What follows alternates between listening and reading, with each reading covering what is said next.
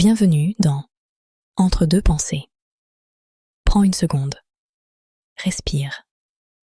Si tu as cliqué sur cet épisode, il y a de grandes chances que tu te sentes un peu décalé, comme si quelque chose en toi avait changé, ou était en train de changer. Tu regardes ta vie et tu n'as pas forcément de catastrophe à signaler. Mais tu ne ressens plus la même clarté, plus la même énergie, plus la même certitude. Et cette sensation, tu l'appelles peut-être être perdu. Mais aujourd'hui, j'aimerais te proposer une autre lecture. Et si tu n'étais pas perdu, mais en transition? Le mythe de la clarté permanente. On vit dans un monde où tout le monde semble sûr de lui, sûr de ses projets, sûr de sa direction, sûr de son identité. Sur les réseaux, on voit des trajectoires claires, des décisions assumées, des avant, après, parfaitement alignés. Mais ce qu'on ne montre jamais, c'est l'entre-deux, cette zone floue, ce moment suspendu où tu ne sais plus trop si tu dois continuer ou bifurquer. On nous a appris que ne pas savoir était un problème, que douter était un signe de faiblesse, que changer d'avis était de l'instabilité, alors que parfois, c'est exactement l'inverse. Les transitions sont silencieuses. Une transition ne fait pas de bruit. Ce n'est pas spectaculaire. Ce n'est pas visible.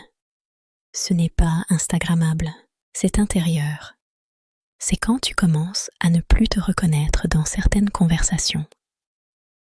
Quand des ambitions qui te faisaient vibrer hier te laissent aujourd'hui indifférent. Quand tu ressens un léger inconfort dans une vie qui, pourtant, fonctionne. Et ça crée un conflit intérieur. Parce que tu te dis « mais tout va bien, alors pourquoi je ne me sens pas aligné ?» ou peut-être parce que ton extérieur correspond encore à ton ancienne version et que ton intérieur a déjà évolué. Perdu ou en train de muer, imagine un serpent qui mue. Sa vieille peau devient trop étroite, inconfortable, limitante. Mais la nouvelle peau n'est pas encore totalement révélée. Il y a une phase intermédiaire, fragile, vulnérable. Et c'est exactement ce que l'on vit lors d'une transition personnelle. Tu n'es plus la personne d'avant. Mais tu ne sais pas encore pleinement qui tu deviens. Alors tu te sens instable, flottant, sans ancrage clair. Mais ce flottement, c'est un espace de création. L'inconfort du milieu. On adore les débuts. On adore les déclics. On adore les grandes décisions courageuses, mais on parle très peu du milieu. Le milieu, c'est long, c'est inconfortable, c'est rempli de doutes silencieux. C'est se réveiller en se demandant si on avance vraiment. C'est voir les autres sembler progresser pendant que toi, tu as l'impression de stagner. Mais le milieu est sacré, parce que c'est là que les fondations se construisent. Pas dans l'euphorie, pas dans l'adrénaline, mais dans la persévérance invisible. Et si tu étais simplement en train de t'aligner, peut-être que tu ne supportes plus certaines dynamiques. Peut-être que tu ressens le besoin de ralentir. Peut-être que tes priorités changent, et au lieu de voir ça comme une perte de repère, et si c'était un réalignement? Grandir, ce n'est pas accumuler, c'est parfois désapprendre, se détacher, faire de la place, et faire de la place. Ça donne cette impression de vide. Mais le vide n'est pas un échec. C'est un espace disponible. Ce que tu dois entendre, tu n'es pas en retard. Tu n'es pas instable. Tu n'es pas incohérent. Tu es en train d'évoluer. Les personnes qui stagnent ne se questionnent pas.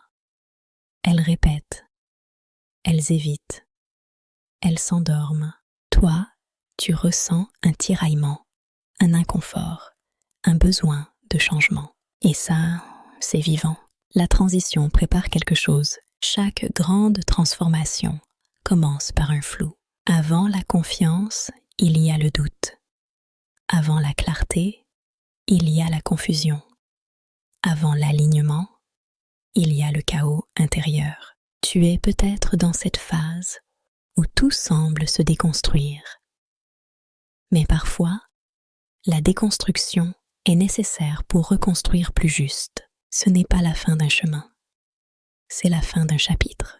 Et les fins font peur, même quand elles sont nécessaires. La partie la plus importante, écoute-moi bien, ce que tu vis en ce moment n'est pas un égarement. C'est un passage, un pont entre deux versions de toi. Et un pont, par définition, n'est ni stable comme la rive d'avant, ni solide comme celle d'après.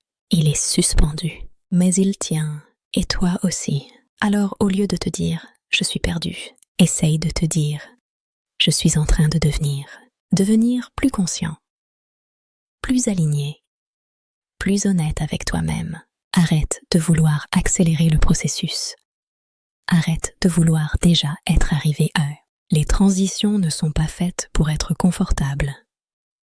Elles sont faites pour te transformer. Un jour, tu regarderas cette période et tu comprendras que ce flou était une gestation, que ce silence était une préparation, que cette sensation d'être entre deux mondes était exactement l'endroit où tu devais être.